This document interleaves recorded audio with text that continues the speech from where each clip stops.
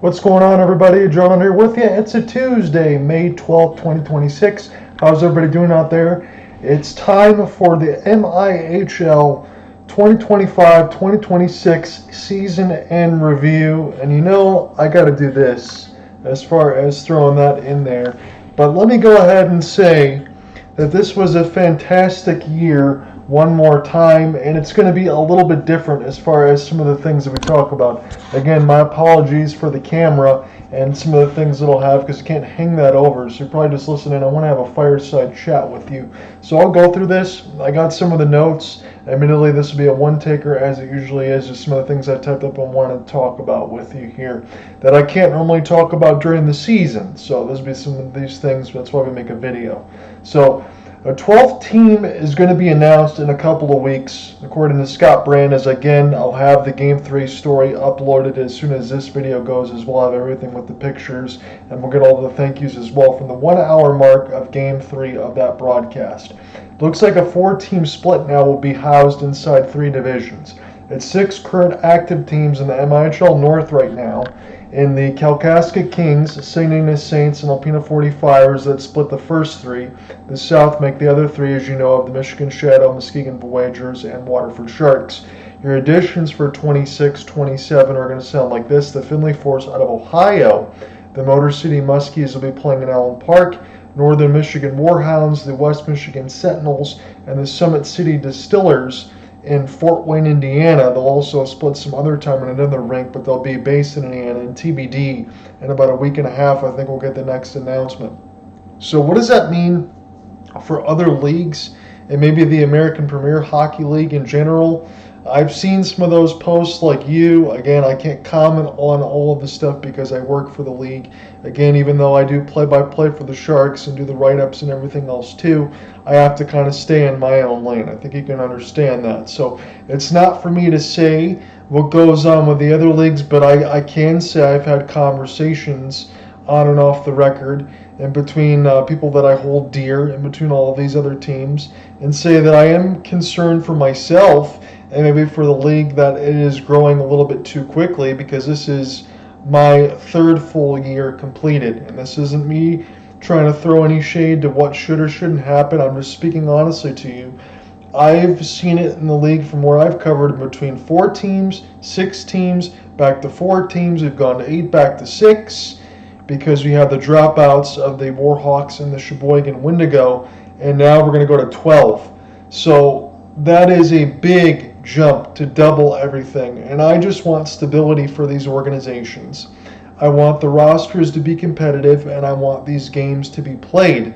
The most important part, and I think everyone else can agree with this on the Board of Governors and Scott Brand and all, because he mentioned it alongside the Go Live Sportscast and Frank Zola, that you want to keep the players safe and happy.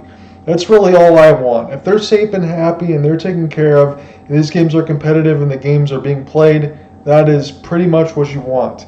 Growth does not stay without bumps. Again, when you first start everything in the MIHL, you move stuff up and then you go like this and you go back up.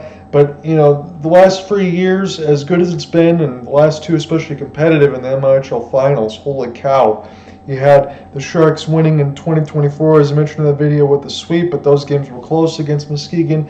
And then you had Muskegon get their revenge in a 5-game series and went the distance. All of them were 1 goal, multiple OTs, and then you had this in 2026, which was absolutely an annihilation. But sometimes you get some bumps, and I don't want it to be a roller coaster up and down. You got to have the trajectory and keep things climbing and keep people safe and keep everybody happy. That's what I want. So here's a sidebar in the Federal Prospects Hockey League that I want to share very quickly, because Scott Brand talked about this. What's the connection to the MIHL? Well, it's simple. The Motor City Rockers return, and they're going to move to Wyandotte. This is in the same day as they announced the Distillers, the Summit City Distillers in the MIHL. Motor City Rockers making their FPHL return, ownership and things like that. Again, that's outside of a league in my jurisdiction, but they're moved to Wyandotte. My point is, their home was Big Boy Arena. That's where the Shadow are right now, so hence the move. But I say this as my former colleague at the Oakland Press and one of my dear friends. Maybe he doesn't consider me dear or not, but I would like to say we have a good cordial relationship. Again, It's a lot of different work situations with different people, but I really appreciated his time at the Oakland Press. I appreciated his time as a broadcaster and a diehard Michigan man. Ben Zalagi was terrific with the Motor City Rockers. They need to reinstate him back into his play-by-play status. I know he doesn't have control of that. I don't have control over it, but I'd like to see Ben Zalagi return, and so would everybody else that's been associated with the Shadow, because we all know that he does great work. In between Will Wiegelman, Matt Pocket, and Ben Zalagi, I'm fortunate to be around guys in the close circle that all of you are likely aware of in these leagues, and I would be fourth on that list. And that's not trying to be humble brag everybody else or downplay myself, but it's the truth. And if you count my friend group that I always mention between Cooper Hopkins and Alec Nava, based out in between LA and North Carolina, South Carolina, I think it's North Carolina for Alec Nava, that I'd be seventh in terms of all of that. But again, between everything that you guys talk about with me, and even some of the Shadow fans and everyone else across the MIHL, all of your resplendencies that you've put back to me make my heart feel full. And I'm going to talk about that later, because I've had guys that have stopped and shaken my hand, asked if I was the media director, if I was doing stuff with the Sharks or working stuff on the site. I said, yeah, that's me. And I've been so humbled by all of your appreciation. The least that I can do is go ahead and try to throw my outright appreciation for Ben Zalagi and hope he gets back in the broadcast booth with the Motor City Rockers, where he belongs, if that is indeed what he still wants to do, and I'm assuming that is the case. So I want to get to this as far as a broadcaster, and again, we're going to talk about some of the other things that I want to mention in the league and what's next for the Shadow and what that win means. But this is something that was brought up by me during the year and during the playoffs in particular, because I could not broadcast the MIHL finals. That had nothing to do with me. I was available to be able to do it, and I'm not throwing any shade in regards to the Shadow, because let me throw it to you like this. Do you remember back when it was Fox Sports Detroit, and you had the Red Wings, the Tigers, the Pistons? The Lions have always been in a different roof because football is completely different on that side. But you had three teams in the same roof. And sometimes as fans, especially in the 2010s, when you've gone through the dark ages, when I was into the Oakland Press and I was working with guys like Jeff Dulac, Dan Tannell, Dan Fenner, and we saw all of our Detroit teams pretty much be in the cellar at the same time, and we got really sick of seeing the apologist TV, the apologist radio of, oh, it's going to get better, these guys can't do anything wrong and it's not their fault, and you're always making excuses for the Detroit teams. And I got really, really sick of it, and so did all of us. And this is what I'm going to talk about as being objective as a broadcaster. Quite frankly, I'm going to ask you, is it important to you, and is it important to the listeners? And I mean this, because in the Shadow perspective, and this is the same company that we use. I'm not going to throw shade to anyone on Go Live in particular, because I like them, and I'm going to talk about that more. But in a direct broadcast perspective use, they're just cameras in terms of that. They bring all their broadcast for Frank and everyone else on the Shadow side, which is their case because it's the home call, but their direct representative from up top is to be very home friendly toward the Shadow, not be objective. That's not a blanket statement to me. So it's just the honest statement. They're not objective. It's pretty much every other team that's around them that's not the Shadow shouldn't give the same type of intrigue, and that's not what I roll as a broadcaster. So let me give this perfect example to you. So the April 18th slug, that's on YouTube. That's the 6:30 p.m. slug marker at 1:25:55. That's the direct side for Game 1 of the MIHL semifinals between the Sharks and the Shadow. Sharks ended up winning that one in OT. They lost the series in the best of three, as they took Game 3 at Big Boy and then took Game 2 at Lakeland Arena.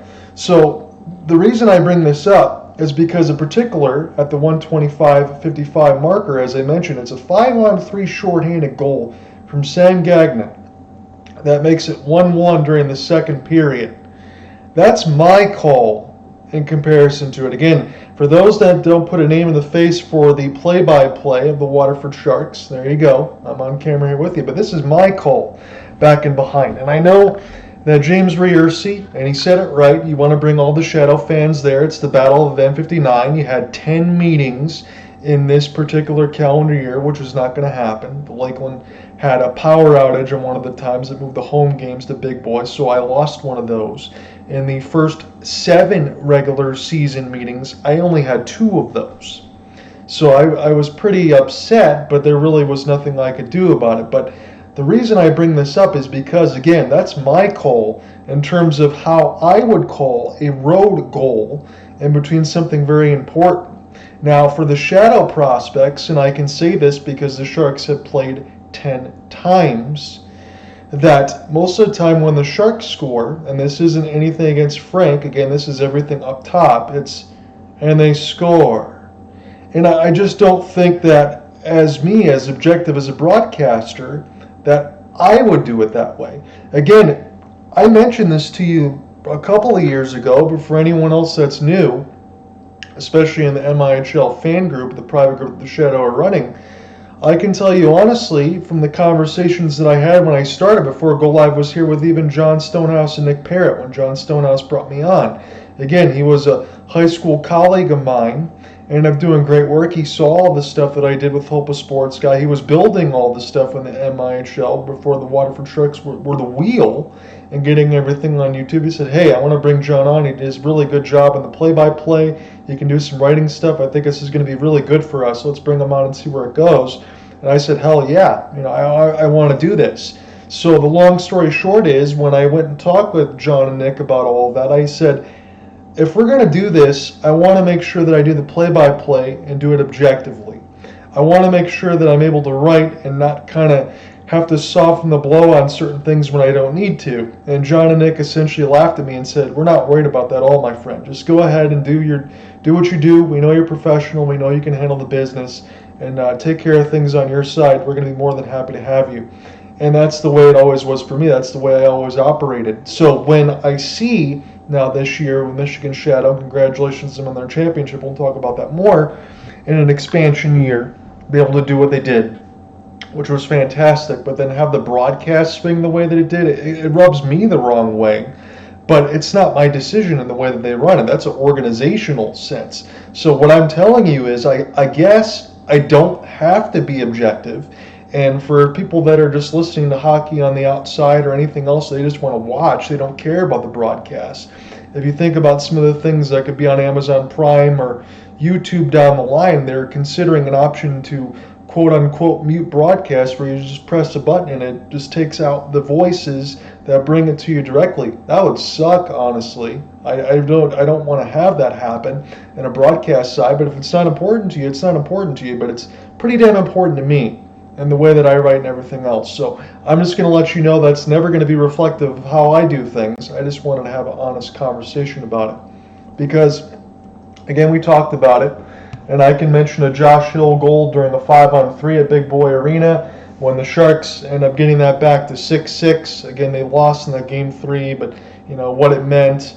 And as I said, I like the people. I'm not going to attack them, but I think it's very important that you have solid play-by-play, because I do the play-by-play and the color. It's just me, but be as neutral as possible and be honest about what you're seeing. I think that's important, and I'm always trying to relay that story to you, whether I'm on the call or I'm behind the microphone or on the keyboard writing stories, providing anything for the league. Would I welcome a partner? Yeah, I think Cooper Hopkins at some point will probably come down from California next year. That was a secret I think I'm trying to relay that I didn't probably keep too secret for 26-27. If he can make it work, come down in the Red Rink and do a game with me. That would be a dream come true, because I'm supposed to, at some point, maybe next year, who knows, go down to California to do a softball game with him on ESPN for CSUN.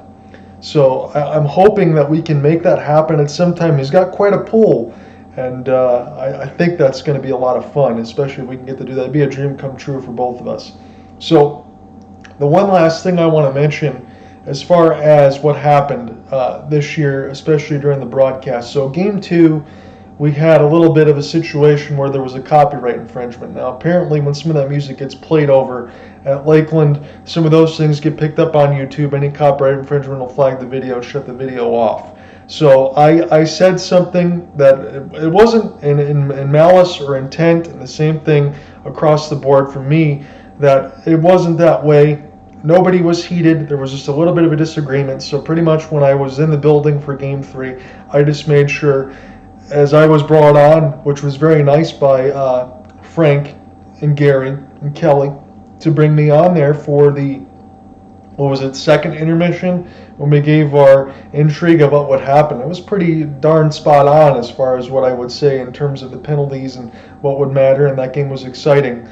But I was very thankful to be able to get the apology in there and say, hey, even if both sides really didn't need to, I just wanted to reach out and say, hey, I'm sorry, I appreciate for the talk about the copyright infringement. I understand the situation and what you guys have to deal with from time to time. We both want to make sure that the broadcast turns out the best it can be, because, to be honest, I think when it's on this side, and again, Go Live is the Shadow and the Sharks, but when I'm back behind the mic with them, you feel at home, and I feel like that's the best broadcast that we have in the MIHL. I really don't think that there's any sort of changes I need to say other than that. I think you guys all understand it. For everyone that's reached out with me, I think we're all in the same boat and we get it.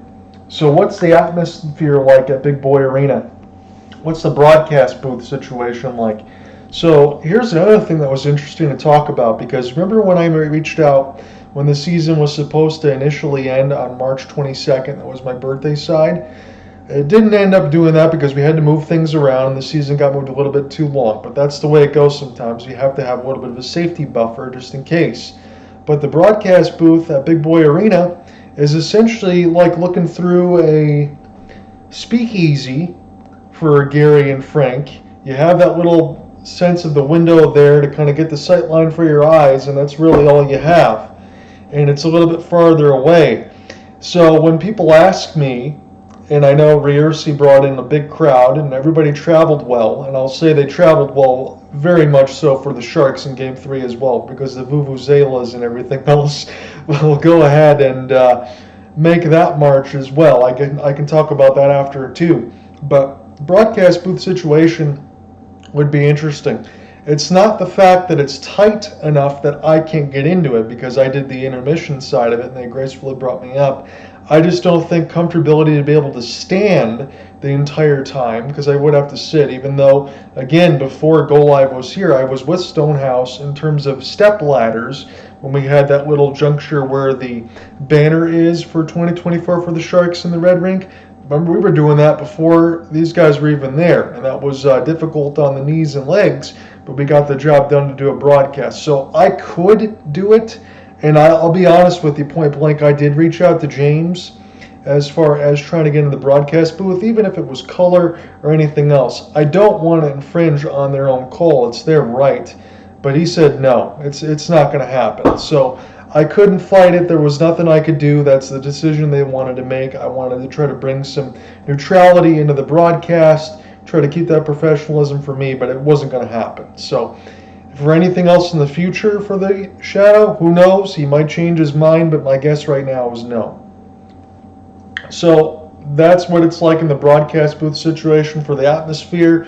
What was it, over 3,000 seats? The rink is really nice. I can see why the Motor City Rockers played there previously in Fraser at Big Boy before now they moved to Wyandotte.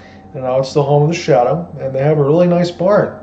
And I get the 25-7 marker in throughout games 1, 2, and 3 in the 3-game sweep for the Shadow. And sometimes you don't have much to really be excited about. But for Sean Sharipa and his final goal in Game 3, even though it was only the singular one for the Kings, that was a filthy move on Brent Summerfield. You kind of wish, as I mentioned before, for broadcast neutrality, that call got what it deserved, even in a scoreline and a spanking that it was. So, what is this 10-game series? What did it mean this year in 26-27? Well, the Sharks finished 6-2-2 against the Shadow.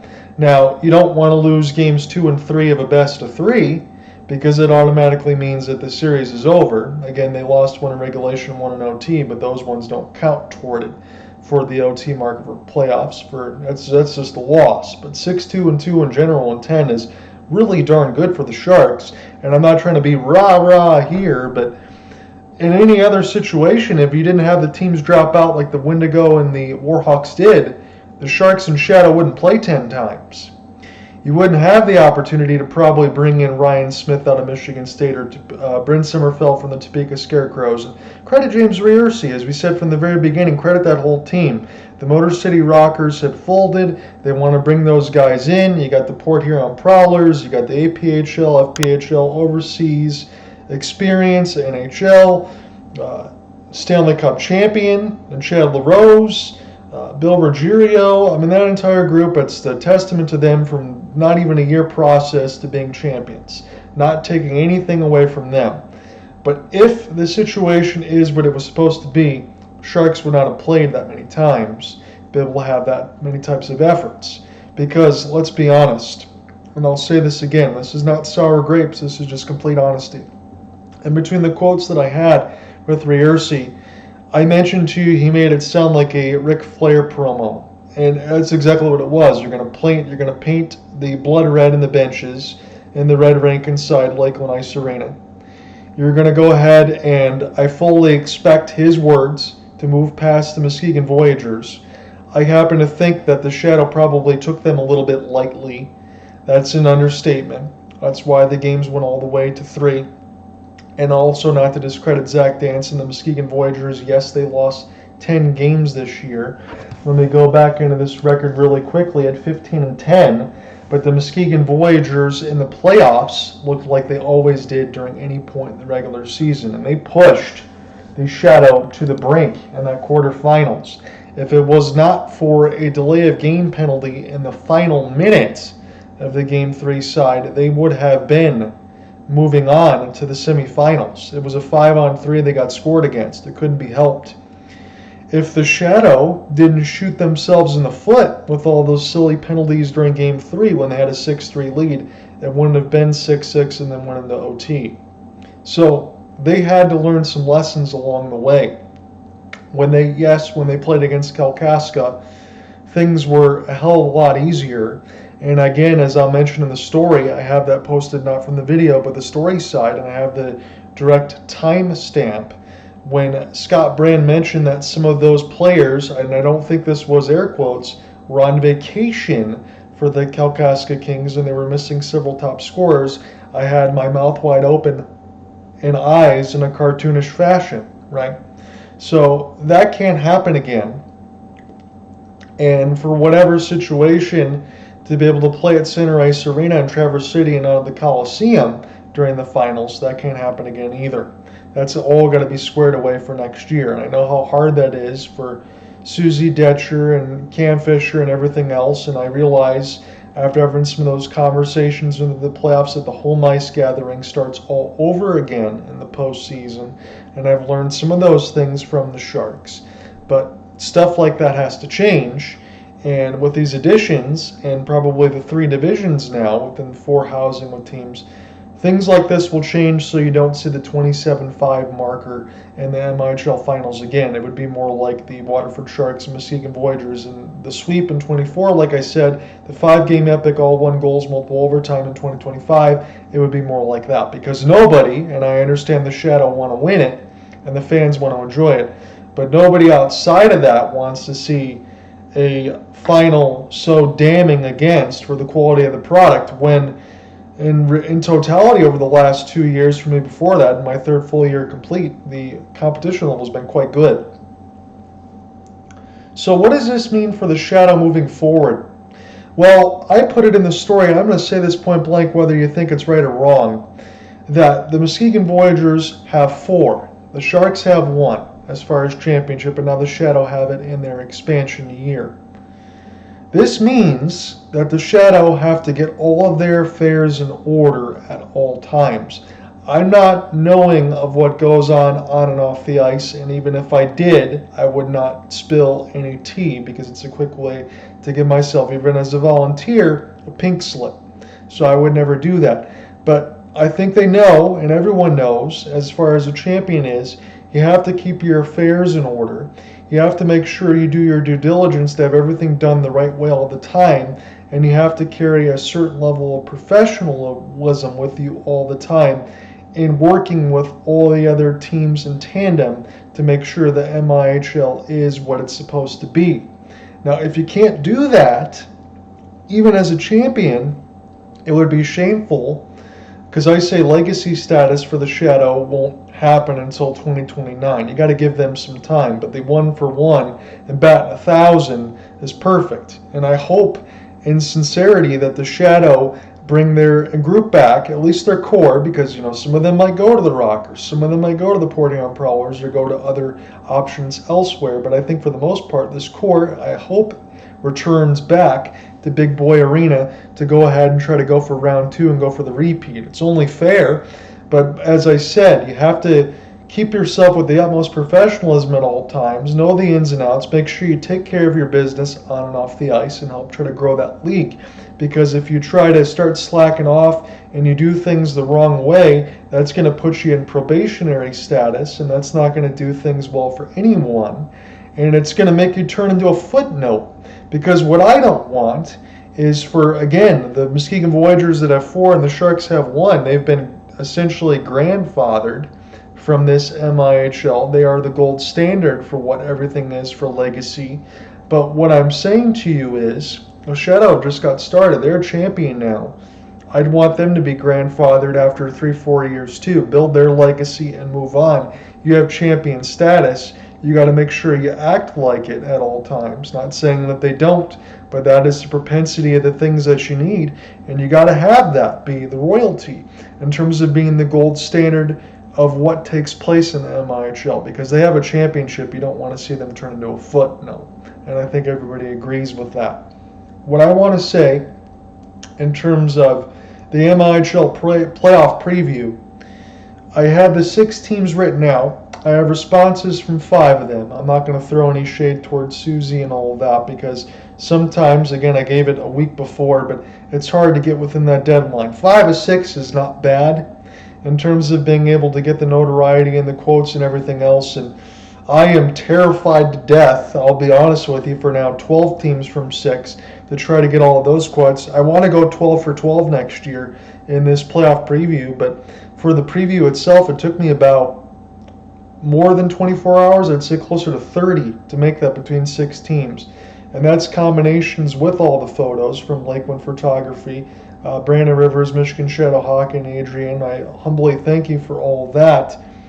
That took me all that time to do that. And I send my sincere thanks to the Pino 45ers and Miles Grix, Muskegon Voyagers head coach Zach Dance, and Jeremy Pallett-Bailing of the St. Ignace Saints, and alongside everyone else as well, to be able to get that job done. Because that type of publication and that many type of hours and types of the insight and the games that I've covered, no doubt too, so I have to give myself some credit, but none of that happens without all of your support and help, and all of your support from the fans and everyone else that said thank you and reached out, that I've taken pictures with, that left the humble and gracious comments to let me know that I'm doing a good job, and I feel that same for all of you. Right. So this just doesn't change for me. This is what I love to do. I understand it's volunteer work for the most part. I understand that doing things, and I say for the most part because it is volunteer. I'm hoping that at some point it will build. I can't speak to anything else until it actually happens. But it is really a 40-hour work week for me over the last 3 years, and even before joining the MIHL with Hopeless Sports Guy in tandem. Again, that's the blog and Spotify and everything else that I use that links from the site, to put that in there so I can put more pictures and everything else for all of you. So it's important to me to be able to do the job and get it done right, but it's also important to let all of you know that it's a 40-hour work week for me. If we get to 12 teams and that all gets locked in stone like it's going to be, I'm going to be at the 50, 60-hour mark, or I'll already have to drop some other things that I've done, meaning I won't stream as much, not going to be as many MLB, NBA, NHL assignments. I'm still going to be covering the Stanley Cup playoffs.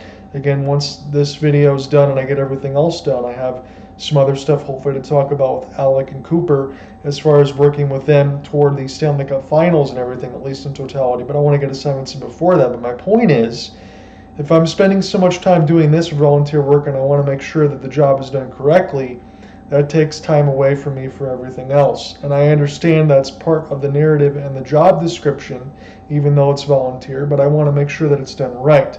So I'm hoping things will kind of work out their way, I can return for a fourth year. Again, that is up to the Sharks and everything else in the MIHL.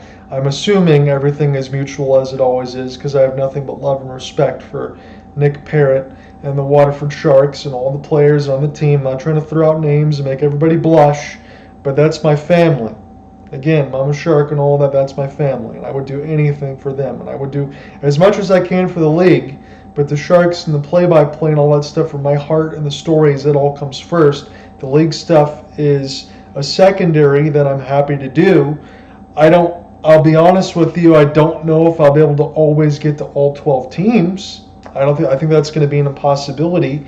And as it is for some of those briefs that I do when it's just a few graphs, some of those will be, because my home base will be with Waterford, as it always is, in between all the home games and in the playoffs. But here is what I want to mention, and again, we're getting close to the end of this for this fireside chat. If you're still with me, I appreciate you.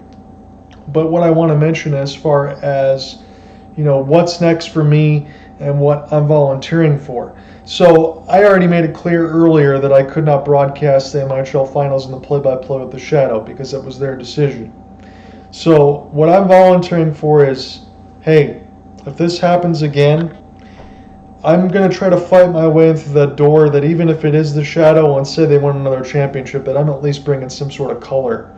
Because you can't have all the comments underneath the YouTube side talking about the slant. I don't think it's a good look. So if I can at least do that, I would do that. And now if it's not the Shadow, if it's anything else and you need services for play-by-play, I did it the last 2 years. I've been doing it with the Sharks. You've seen all the stuff through Hopeless Sports Guide, through NBA, NHL, MLB, college affiliates. You know about the work that I've done. You can go through the track record. All the links are there. I want to be the voice for the MIHL Finals. I don't care if it goes to the Summit City Distillers or the Findlay Force. I want to be the voice there. If it's Go Live or whoever it's going to be, I want to carry this stuff for the finals to be able to bring that for you. I'm still going to do all the writing duties, but I want to be behind the mic. If I can make that happen, or if Scott Brand sees this or anyone else in the board of directors, I'm not trying to ruffle feathers. I'm just telling you I want this. And even if I'm not able to get it and they say no, it'll be made clear that I've already made my mention that I want to do it. So I want to have that already be known. I'm sure it already is known by a lot of you, but I just have to throw that out there. So what's my favorite moments of the year? So you had the fight that was in between Everett Bailey and Bryn Summerfield. And that's great for the Shadow, and it was cool to have all of those fans and everyone else enjoy it. But the fight of the year, ladies and gentlemen, was Caleb Van East against one G. Jacob Gillum. That was the fight of the year against the Muskegon Voyagers. That was Valentine's Day, no less. And again, Frank and Kelly had other stuff that they had to do, so it was just me behind the microphone alongside the camera crew being able to bring that to you. When you had both Chris and Andrew Dundas and Michael and Nick Redman and the left side of the boards go at it, there was a little bit of a kerfuffle there, and then you see G. Will meet with Caleb Van East. And that was the fight of the year. There is no doubt about that. That was shared all over social media and across the Sharks and everything else.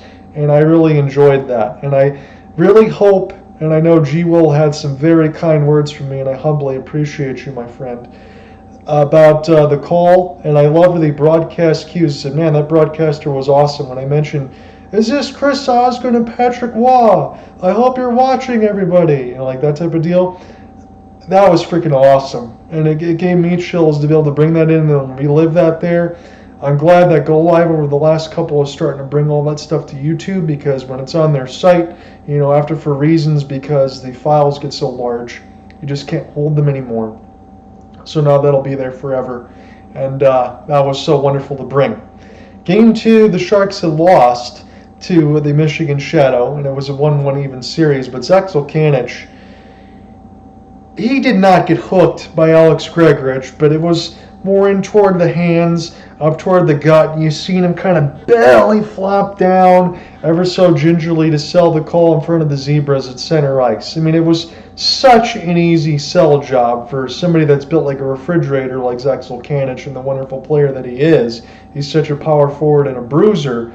But it was so crazy to see that from Alex Gregorich, and everybody's like, oh, come on, even on the Sharks side, because again, it sounds like a shadow home call in the Sharks building, because if you didn't know this, and I'll remind you again, everywhere when we're on the broadcast in the Red Rink, when I have the perfect sight lines right in the middle between the left and right on the side of the nets, we sit by the visitor crowd. So that's always going to pick up all their stuff, so it's always going to sound like the Sharks crowd's not there. I'm on the completely opposite side on that end, so now you know.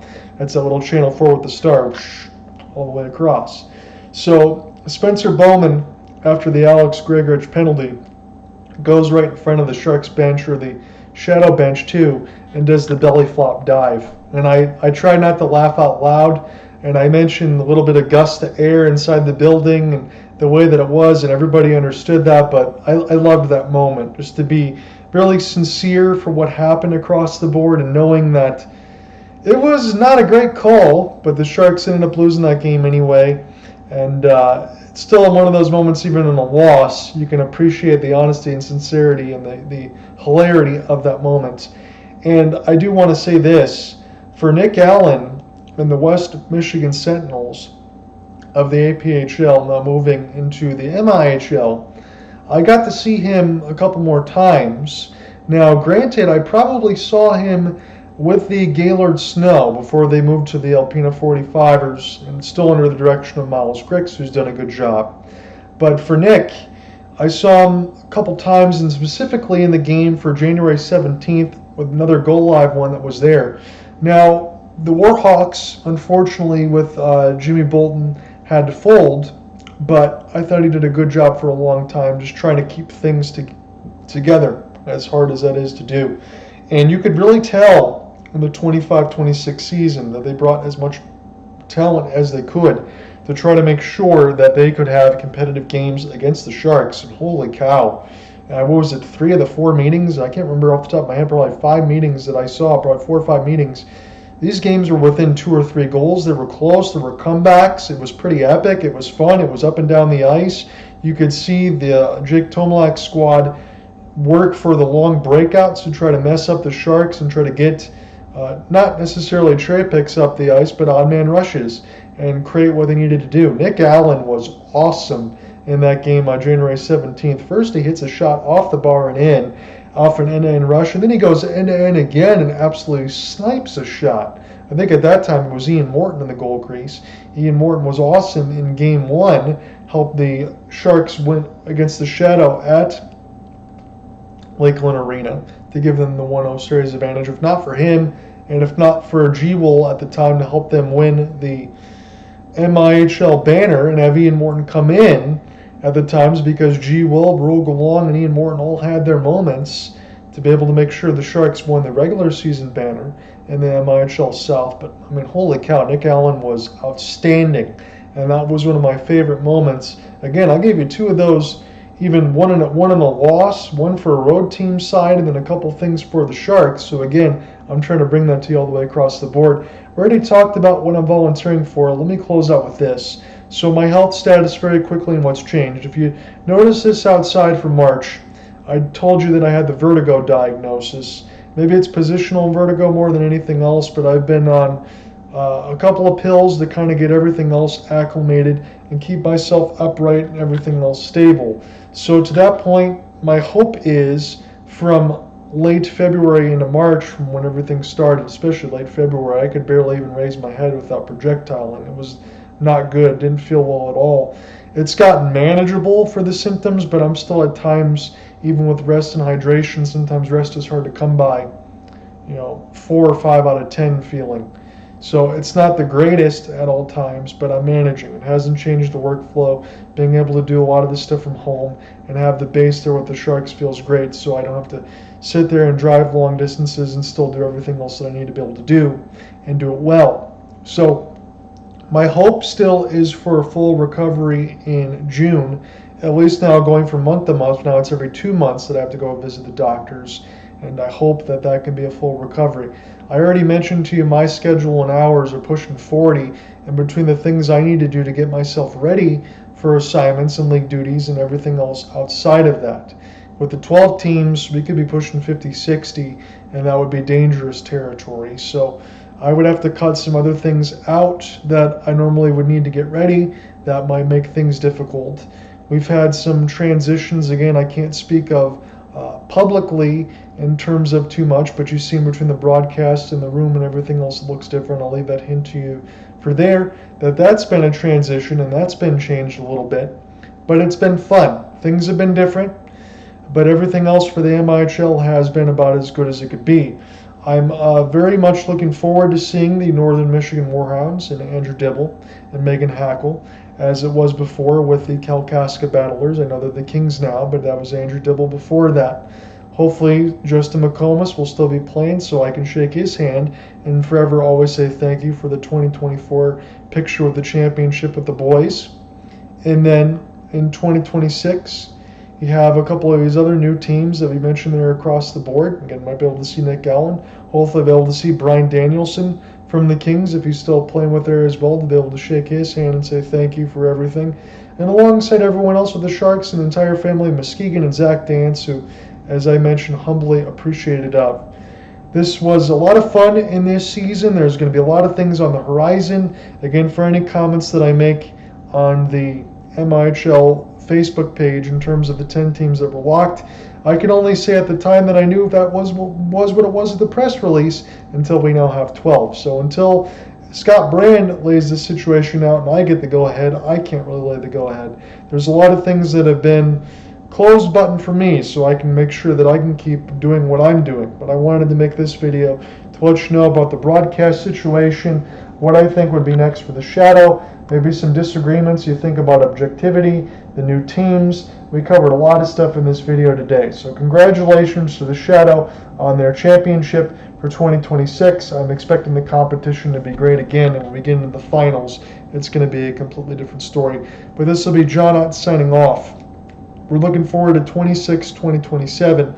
The season's probably going to start a couple weeks earlier and a couple weeks earlier, but we're looking maybe still, and this is conjecture on my part, late September, October timeline and get things going again. I can't wait to do so. I hope I'll be back. I'm expecting to be. I don't think that's going to change with the Sharks because I love being there and doing what I do. And I hope that it's reciprocated across the board. And again, to the fans and everything else, everyone that's digested the coverage, and between the MIHL hockey fans group that was started by the Shadow, and even all the Shadow fans, they'd be into the behest of some of the management that have taken pictures and shown all their thanks and support. I humbly appreciate you. Love the MIHL family. Love all of you guys. Peace. You take care.